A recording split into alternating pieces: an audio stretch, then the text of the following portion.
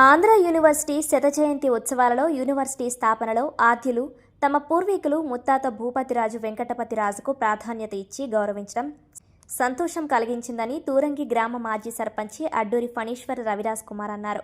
కాకినాడ జగన్నాథపురంలో ఆయన స్వగృహం వద్ద అడ్డూరి ఫణీశ్వరరావు రవిరాజ్ కుమార్ మీడియా సమావేశం నిర్వహించారు. ఈ సందర్భంగా వారు మాట్లాడుతూ శత జయంతి ఉత్సవాల సందర్భంగా భూపతిరాజు వెంకటపతిరాజు జ్ఞాపకాలను గుర్తు చేసుకున్నారు. 1874లో జన్మించిన ఆయన బిఎల్ డిగ్రీ పొంది న్యాయవాదిగా ప్రాక్టీసు చేసి సమాజంలో ప్రముఖ వ్యక్తిగా ఎదిగారన్నారు. ఆంధ్ర యూనివర్సిటీలో శత జయంతి ఉత్సవాలు జరుగుతున్న వేళ ఆయనకు సముచిత స్థానం కల్పించిన ప్రభుత్వం, వర్సిటీ పాలక వర్గానికి కృతజ్ఞతలు తెలియజేశారు. నాటి బ్రిటిష్ పాలకులు 12 జిల్లాల భూస్వాములు తమ ముత్తాతను మద్రాస్ ప్రెసిడెన్సీకి లెజిస్లేటివ్ కౌన్సిల్ సభ్యునిగా 2 సార్లు నామినేట్ చేశారన్నారు. కుగ్రామంగా ఉన్న విశాఖపట్నం నగరంగా ఏర్పాటు కావడానికి పలు గ్రామాలు విలీనం చేసి నేడు మహానగరంగా రూపాంతరం చెందడానికి ఆద్యులు అని పేర్కొన్నారు. నాటి పాలకులను ఒప్పించి ఆంధ్ర యూనివర్సిటీ ఏర్పాటుకు విశేష కృషి చేశారన్నారు. తొలి విశాఖపట్నం మున్సిపాలిటీకి 2 దఫాలు చైర్మన్గా ఎంపికై అభివృద్ధికి దోహదం చేశారన్నారు. సంస్థానాల విలీన సమయంలో విజయనగరం రాజుల ఆస్తులు కాపాడి మాన్సాస్ ట్రస్ట్ ఏర్పాటుకు కృషి చేశారన్నారు. భూదానోద్యమ సమయంలో ఆచార్య వినోబా భావే పిలుపు మేరకు సుమారు 600 ఎకరాలు దానం చేసిన దాత శత జయంతి ఉత్సవాలలో ఆయన ప్రస్తావన తీసుకురావడం పట్ల ఆయన వారసులుగా సంతోషం వ్యక్తం చేస్తున్నామన్నారు. ఈ సమావేశంలో అడ్డూరి రామకృష్ణ భాస్కర్ రాజు, అవ్యక్త అడ్డూరి తదితరులు పాల్గొన్నారు. ఈరోజు చాలా సంతోషంగా ఉంది మీ అందరితోటి పాలు పంచుకున్నందుకు. మనకి ఆంధ్ర యూనివర్సిటీ విశాఖపట్నంలో ఆంధ్ర యూనివర్సిటీ శత జయంతి ఉత్సవాలు జరుగుతున్నాయి. అయితే ప్రత్యేకంగా మీ అందరితో షేర్ చేసుకునేటువంటి అంశం ఏంటంటే,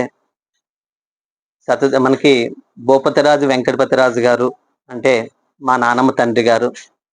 ఆయన బ్రిటిష్ గవర్నమెంట్ టైంలో ఇంగ్లాండ్లో ఆ రోజుల్లో బారిస్టర్ ఆఫ్ లా చదివారు. వైజాగ్లో లాయర్గా ప్రాక్టీస్ చేశారు. ఆయన బ్రిటిష్ గవర్నమెంట్లో అంటే ఆయన ఇంగ్లాండ్లో చదివినప్పుడు ఆయనతో పాటు మన ఫస్ట్ ప్రెసిడెంట్ అయినటువంటి శ్రీ వివి గిరి గారు, అదేవిధంగా Pakistan first prime minister Jinnah గారు, వీళ్ళందరూ కూడా ఇంగ్లాండ్లో బ్యాచ్లో చదవడం జరిగింది. ఆయన ఇంగ్లాండ్ నుంచి వచ్చిన తర్వాత వైజాగ్లో లీగల్గా లాయర్గా ప్రాక్టీస్ స్టార్ట్ చేయడం జరిగింది. ఆ రోజుల్లో బ్రిటిష్ గవర్నమెంట్ ఏంటంటే మద్రాసు లెజిస్లేటివ్ కౌన్సిల్ మెంబర్గా 2 సార్లు నామినేట్ చేయడం కూడా జరిగింది. అయితే ఆయనకున్న నాలెడ్జ్ తోటి ఆ రోజుల్లో వైజాగ్ ఎలా అంటే 1800 ప్రాంతంలో వైజాగ్లో ఎలా ఉండేది అంటే కొన్ని గ్రామాలు కలయిక కింద ఉండేది. విజయనగరం క్యాపిటల్గా ఉండేది.